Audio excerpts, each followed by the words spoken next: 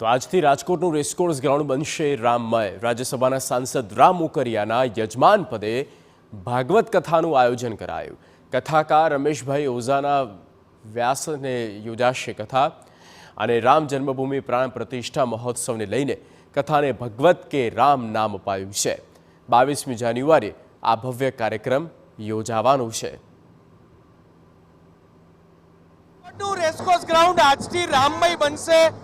રાજ્યસભાના સાંસદ રામ મોકરિયા છે તેમના દ્વારા આજથી રાજકોટના રેસકોર્સ ગ્રાઉન્ડ ખાતે ભગવત કથાનું આયોજન કરવામાં આવ્યું છે અને ખાસ કરીને જે રામ જન્મભૂમિ પ્રાણ પ્રતિષ્ઠા મહોત્સવ છે તેને ધ્યાને રાખી અને આ જે કથા છે તેને ભગવત કે રામમય નામ આપવામાં આવ્યું છે।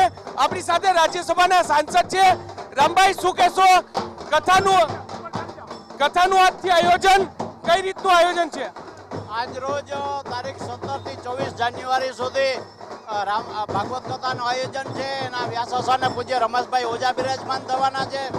સમાજના સર્વે સમાજના લોકો જોડાવાના છે। સનાતની ધર્મના 22 તારીખે અયોધ્યા ખાતે પ્રાણ પ્રતિષ્ઠા થવાની છે, ત્યારે આ લાઈવ ટેલિકાસ્ટ થશે અને સંતો મંતો કથાકારો અલગ અલગ સમાજના લોકો એમાં જોડાશે। સાથે દીપ પ્રાગટ્ય થશે, રંગોળી કરશું અને બધા સાથે પ્રસાદ લેશું। કથાને રામ ભગવત કે રામ નામ આપવામાં આવ્યું છે। એ પરમ પૂજ્ય રમેશભાઈ ઓઝાએ ભગવત કે રામ નામ આપ્યું છે। ભાગવત કથા છે પણ રામ ભગવાનનો જે મહિમા છે અયોધ્યા ખાતે એના અનુસંધાને નામ આપેલું છે। પણ એટલે અયોધ્યામાં જે રામ ભગવાનનો મહિમા છે અને પ્રાણ પ્રતિષ્ઠા મહોત્સવ છે ત્યારે તેને લઈને વિશેષ આયોજન છે તે કરવામાં આવ્યું છે। અત્યારે ભવ્ય શોભાયાત્રા નીકળી રહી છે અને સાંજથી આ કથાનું રસપાન છે તે રાજકોટવાસીઓ કરી શકશે।